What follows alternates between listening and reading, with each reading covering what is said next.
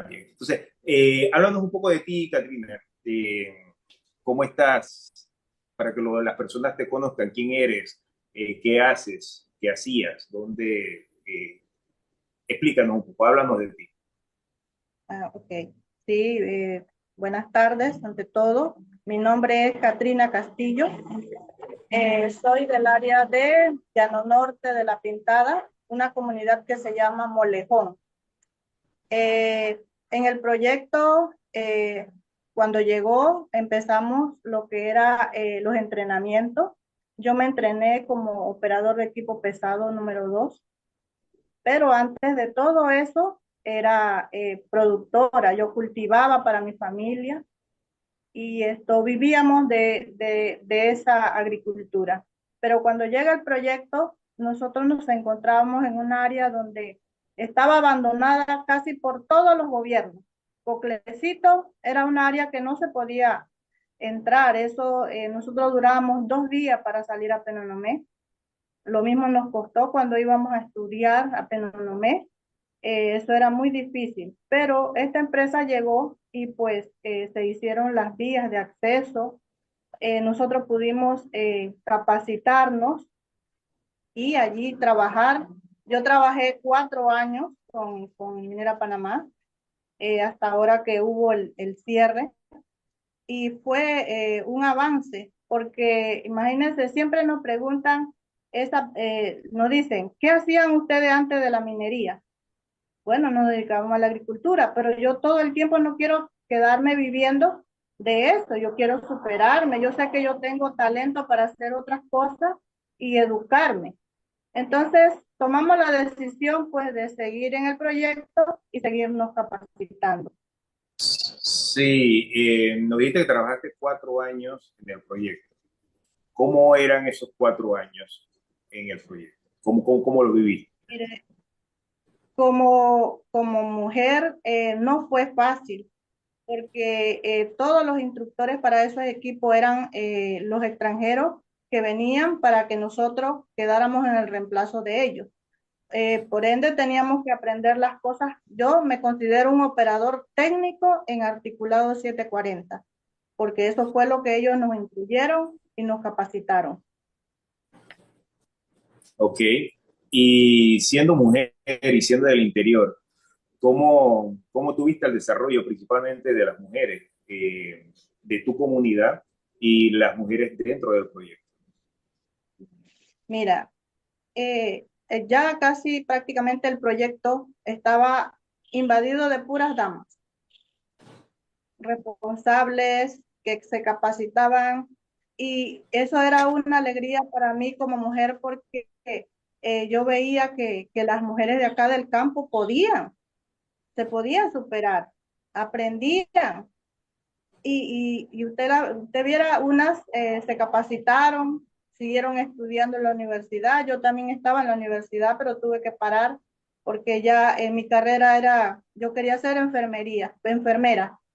No quería quedarme todo el tiempo manejando camiones y eso, pero yo quería ser enfermera.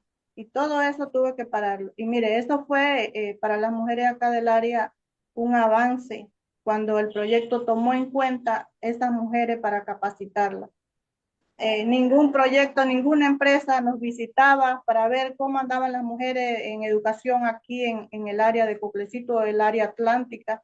No veíamos nada, pero gracias a Dios, pues esta empresa nos capacitó y vemos que hay muchas mujeres capacitadas, son muy inteligentes, sobre todo porque son muy responsables.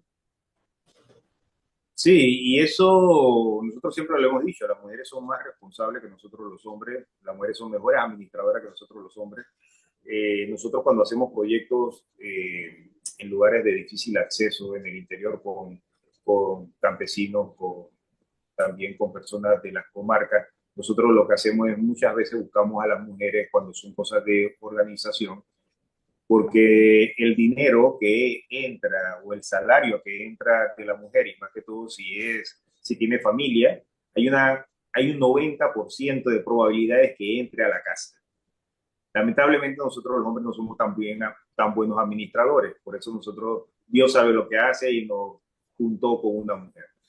No sé cómo será la casa donde hay dos hombres, o cómo será la administración de ese dinero, pero por lo menos sí estoy seguro que cuando hay una mujer de por medio que trabaja, que es profesional, a esa casa le va bien. Entonces, hay algunos datos que había tenido de antes, yo quiero que tú me lo corrobores. El, Habían muchas mujeres panameñas y del área trabajando dentro. O sea, te hago esa pregunta porque algunos dicen que eran extranjeros, incluso algunos dicen que estaba lleno de filipinos. Yo quiero que tú me digas más que todo cómo era el ambiente y si eran del área, si eran panameños o no los que trabajaban dentro del proyecto. Mira, el proyecto llegó con esta misión. Sí, traían los extranjeros para que la gente de aquí del área fuera capacitado, porque recordemos todos que el proyecto minero es una industria nueva en nuestro país, o sea, como se estaba haciendo, ¿verdad? Empezó construcción, después la exploración y ya lo que se sacaba el mineral. Entonces, esas personas llegaron a instruir, a capacitar a las personas para que ya quedaran. Ya después no había tantas extranjeros porque la misma gente de aquí ya quedaba como técnicos calificados para hacer este trabajo. Qué bien. Bueno, porque queremos aclarar ese punto y queríamos que tú lo dijeras, porque cuando nosotros lo decimos con números, estadísticas, porcentajes, las personas no nos creen. Pues sin embargo, aquí tenemos, para los que nos están escuchando en KW Continente, a Katrina Castillo, una ex trabajadora del proyecto Pobre Panamá y operadora de, ¿me repite el nombre del camión? Operador tipo pesado 2. Operador tipo pesado 2. Entonces, estas Ajá. son las cosas también que nosotros tenemos que decir, porque son personas que han sido capacitadas en temas específicos y muy técnicos y también que no es fácil ¿cómo se llama?, de tener este tipo de profesionales en otras empresas, por la cual estas personas altamente capacitadas hoy en día le está haciendo difícil conseguir trabajo, porque realmente este equipo que ella manejaba, que manejaba Catrina Castillo, no lo tiene ni siquiera el canal de Panamá. Entonces, si no lo tiene el canal de Panamá, mucho menos lo va a tener la Coca-Cola, la cervecería o tal vez algún otro proyecto ganadero, etcétera, etcétera. Estoy exagerando, pero es así. Así como Katrina, que se especializó en un tema específico y altamente técnico, como es el manejo de estos camiones gigantescos, hoy en día le va a ser más difícil conseguir trabajo. Entonces, si ya tenemos a estos profesionales aquí en Panamá, ¿por qué no continuar con la industria? ¿Por qué no continuar dándole trabajo a estos profesionales y a estas profesionales panameñas que hoy en día pueden aportar mucho a la economía de Panamá? ¿Por qué? Porque, vuelvo y repito, como lo dije hace unos minutos atrás, una mujer que trabaja, hay un 90% que esa plata realmente se administre de forma adecuada y entre al hogar y desarrolle entonces a otras personas como son los hijos. Y por qué no, también incluso a veces se hacen cargo hasta de los padres en muchas ocasiones, porque las mujeres son son mejores administradoras que nosotros los hombres y tenemos que reconocerlo. Otra cosa más, cuéntanos con respecto a cómo está actualmente la comunidad hoy en día, cómo la ves después del 2023, de todo lo que sucedió, qué está pasando en las comunidades hoy en día. Bueno, mira, muchos nos hemos, digo yo, salvado porque, mira, dentro del proyecto, el lema de ellos era cultivar personas resilientes, porque sabíamos que podía pasar eh, algo, pues entonces, mira, allí se capacitaron gente, ahora, por lo menos en mi caso, yo era, también me gradué de técnico en administración de restaurantes, bar y cafetería, un curso que dictaron ellos por año y medio. Y imagínate que ahora yo no manejo articulado ni nada porque no hay en otro lugar, pero puedo emprender en un negocio, en mi agricultura, ¿verdad? Y en Ajá, estos días que fui a la presidencia a hablar con el señor Julio Bermúdez, que fue el que nos atendió, yo le ajá. decía, mira, ahora como que tanto no me preocupa el trabajo porque el que cultiva la comida siempre la haya un poco económica. pero a mí me está preocupando una situación, es las vías, el deterioro que hay. Claro. La luz eléctrica se nos va a cada momento, la gente se le quema los equipos y la luz se va. Lo otro, mira, importantísimo, nosotros aquí antes las personas se morían porque no había cómo comunicarse. Ahora hay una señal de teléfono. Usted puede rápidamente llamar a la ambulancia o al vecino o a quien usted requiera para esa emergencia y usted lo puede hacer porque hay señal. La señal también se nos está agotando cada día más. Yo pienso que es como ya muchas personas no trabajan, a lo mejor ha bajado la tasa de usuario de las señales telefónicas, la luz, le han cortado la luz a las personas acá porque no tienen para pagar y la carretera, carros nuevos que sacaron, vamos a decir, los de transporte. La carretera se está deteriorando porque para acá llueve mucho y entonces no le dan mantenimiento como antes.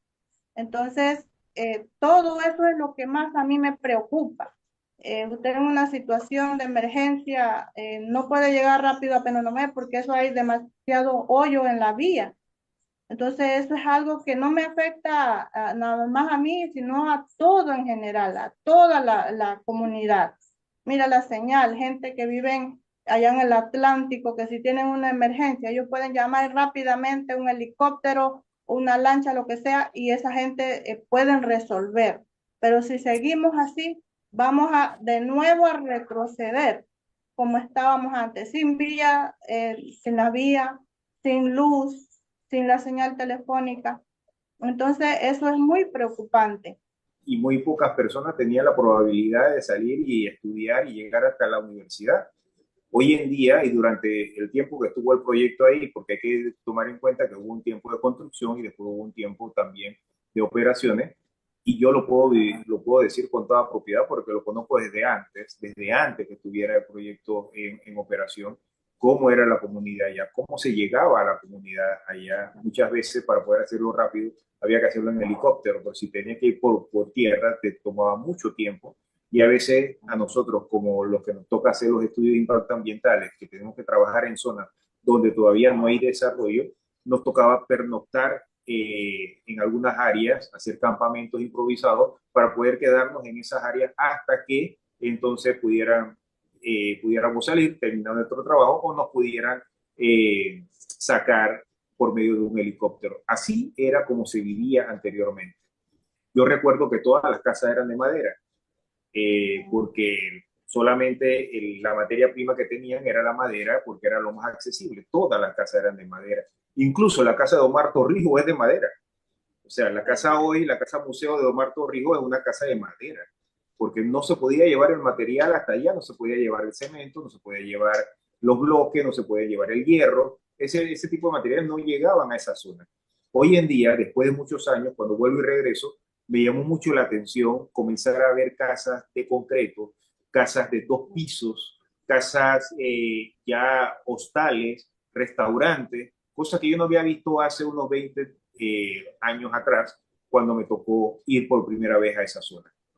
Otra de las cosas también, muy importante, poder ver las escuelas, cómo estaban las escuelas hoy en día, que ya estaban construidas, poder ver también los centros de salud, que anteriormente no había.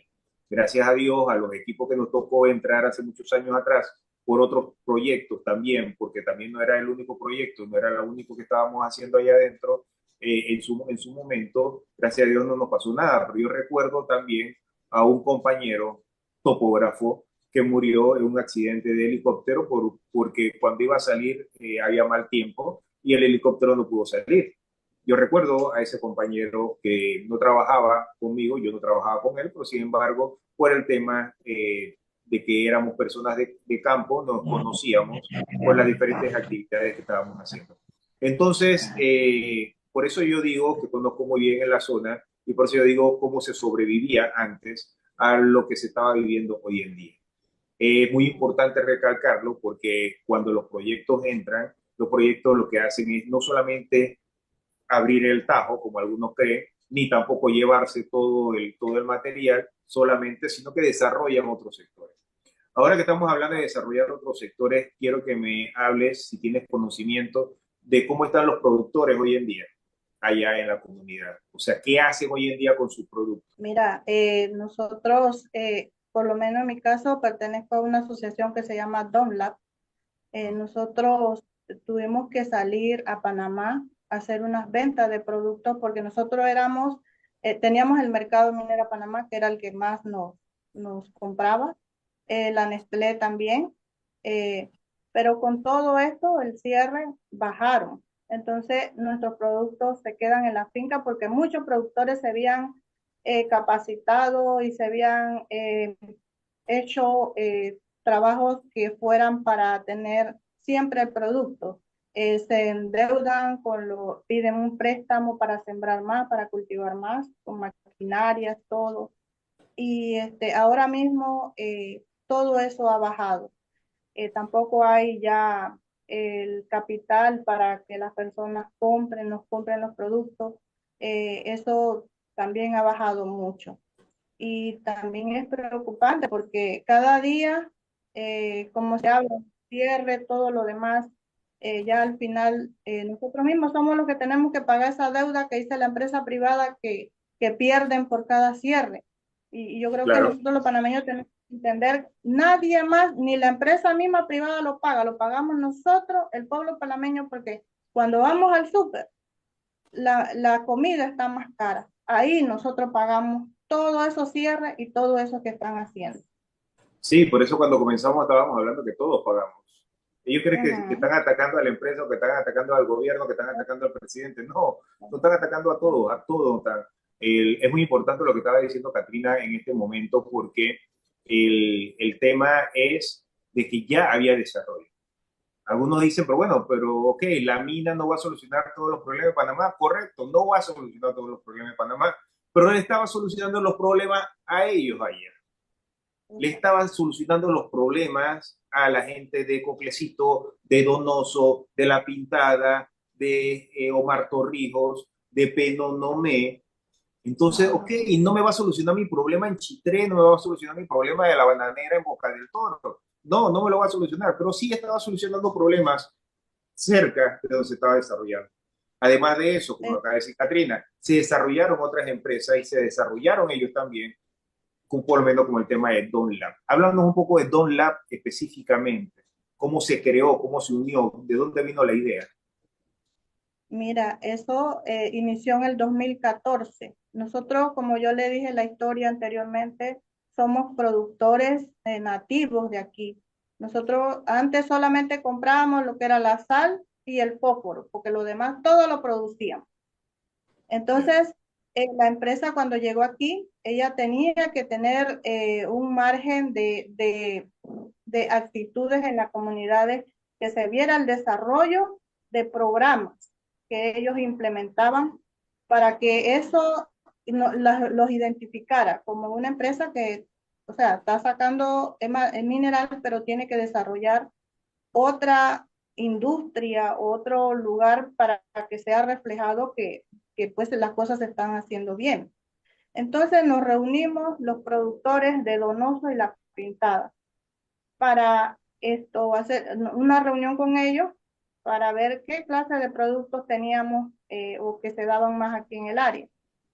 Y bueno, entablamos la conversación con ellos. Mire, tenemos verduras, vegetales, frutas y podemos hacer esa asociación y podemos venderles productos si ustedes nos los permiten. Bueno, perfecto. Armamos la comisión de los productores, hicimos toda la junta directiva, todos nos reunimos y empezamos a enviar productos al proyecto de mina. Cuando estaba en todo su apogeo aquí, llevábamos de cada semana 3 viajes de frutas, verduras y legumbres al proyecto y la gente se beneficiaba mucho porque vendía sus productos y sus verduras. Porque la otra cosa también, para yo poder seguir produciendo, yo necesito capital, como lo dijo Katrina hace un momento, ¿y quién me va a dar ese capital? El banco no me lo va a dar si yo no le garantizo al banco que yo voy a pagarlo con la venta a alguien específicamente. Y salir a vender hoy en día en un mercado tan pequeño como Panamá, o sea, todos los productos vamos a colapsar realmente si no tenemos empresas o no tenemos actividades como esta o sectores como esta que nos garanticen la compra de nuestros productos. Una de las cosas que está pasando hoy en día también en la comarca, y como este programa es a nivel nacional, también sabemos que nos están escuchando en la comarca, no de Google, como en otras comarcas también, que es lo mismo que le está pasando a ellos ahora, hoy en día. Ellos son los mejores o mayores agricultores que hay en Panamá. ¿Y por qué lo digo? Porque están distribuidos a nivel internacional ya.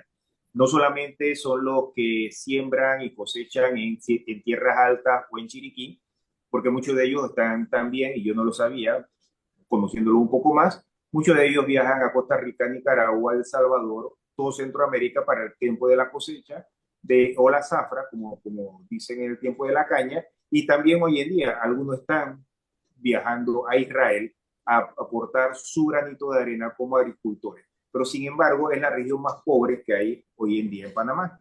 ¿Y por qué es la región más pobre si son los mejores agricultores que hay aquí en Panamá ahora mismo? Porque no tienen vías de acceso para poder sacar su producto. De nada les sirve tener una comarca y tener toda esa tierra a disposición de ellos si no tienen carreteras y no tienen vía de acceso para poder sacar su producto. Y tampoco hay empresas grandes, como en el caso de Cobre Panamá, el proyecto Cobre Panamá, que le garantice a ellos su compra. Entonces, esto es un ejemplo de hoy, de lo que estaba viviendo Coclecito y los sectores alrededor del proyecto Cobre Panamá anteriormente.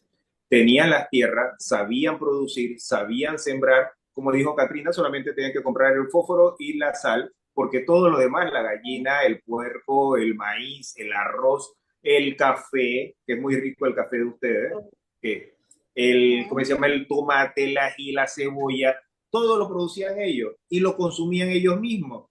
Lo único que tenían que hacer era ir a comprar el fósforo y también ir a comprar la sal.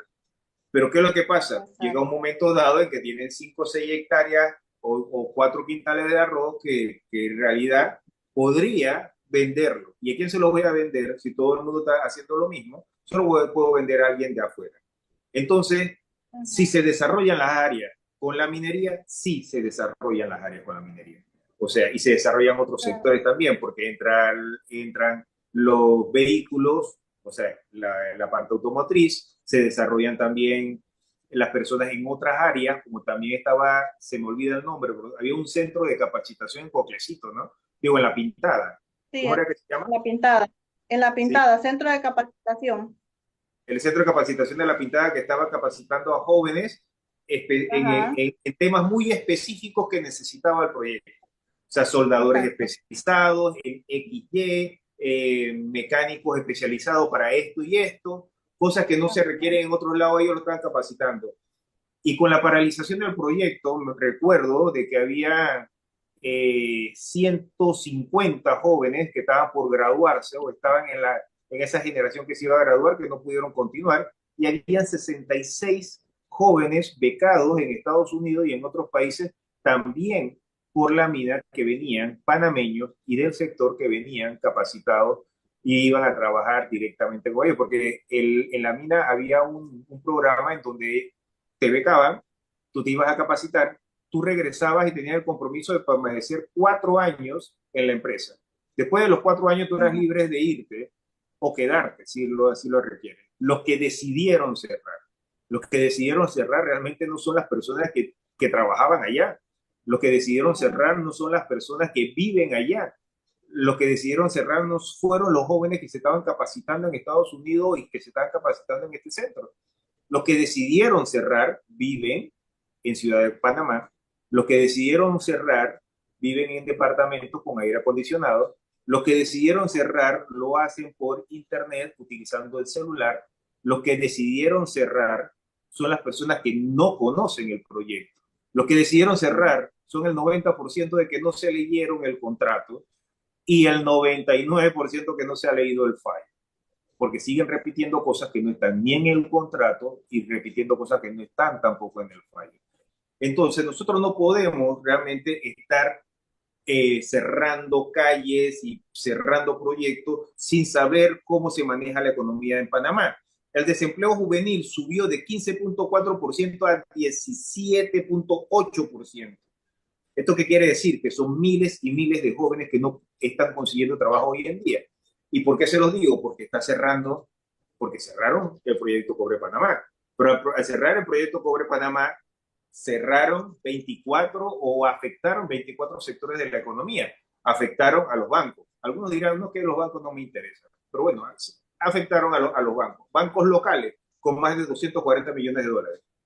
¿Que a quién se lo van a cobrar? A ti, que estás pagando hipoteca, que te subieron tu hipoteca, que te subieron tu préstamo de auto, que te subieron tu préstamo personal. Esos porcentajes que te subieron es porque los otros no pueden pagar.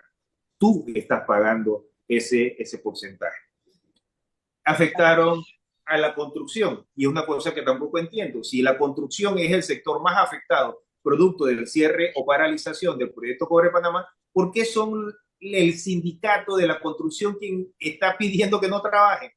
O sea, entonces no van a construir, la gente no va a invertir, no van a hacer barriadas, no van a construir edificios, el Estado no tiene plata para construir obras. ¿Dónde va a trabajar la gente de la construcción si ustedes, el sindicato de la construcción, están impidiendo que trabajen? Afectaron a los automotrices. Mucha gente realmente que alquilaba autos, que compraba autos, ya hoy en día no lo está haciendo. Es una baja grande aquí en Panamá porque no se mueve la economía aquí en Panamá. Y así podemos hablar de otros sectores más. Seguro, hoy en día la gente prefiere comer antes que pagar un seguro de vida. Hoy en día la gente prefiere comer que ir al dentista. Hace poco estaba hablando con un amigo dentista que él, en el interior del país, ya incluso le ponía la chapa a la abuela. O sea, ¿por qué? Porque tenían plata para hacerlo. Entonces, esos 80 clientes que tenía, que era la niña que se ponía los frenos, la abuela que se ponía la chapa, la señora que iba a verse en las caries, el otro que iba a blanquearse los dientes, eso sumaron 80 personas en una sola clínica dentista en el interior del país. Entonces, ¿a quién estamos afectando? Nosotros estamos afectando a todo el país, a todos los sectores. Y eso tenemos que decirlo, porque eso no lo quieren decir los otros, los que están cerrando calles, los que le piden a ustedes cerrar calles. Eso no lo van a decir nunca. Ellos dicen que Panamá vale más sin minería. No, señores. El 2024 nos dio a nosotros la razón. Panamá vale más con minería. Y eso lo digo desde un programa que se llama Medio Ambiente y Progreso, porque nosotros, como dije al inicio, para los que nos han escuchado tarde, nosotros no podemos hablar de ambiente si no tenemos la parte social, la parte económica y la parte ambiental unidas una con otra. Por eso este programa se llama Medio Ambiente y Progreso, porque el medio ambiente no puede pelearse con el progreso ni el progreso con el medio ambiente. Catrina, un minuto, porque el tiempo en radio es muy corto, para que te despida y le des un mensaje a toda esta, porque te están escuchando a nivel nacional. Allá en Boca del Toro, los que están cerrando calle también te están escuchando. Un mensaje a todo el país. Bueno, antes que todo, yo creo en la industria minera, porque depende de eso podemos desarrollar otras industrias. Para mí, Panamá necesita una industria de reciclaje y eso lo podemos lograr con la apertura de este nuevo proyecto. En Panamá hay plata porque hay mucha basura. Me gustaría una industria de reciclaje de última generación en Panamá. Yo sé que algún día lo vamos a lograr. Claro. Y no me admiro de la situación que pasa en el país. ¿Sabe qué es lo que pasa? Esto es cuando un país piensa que tiene que producir y dejar de ser consumidor. Ahora mismo Panamá está en esa etapa. Es un país que está pensando en producir y producir cuesta mucho.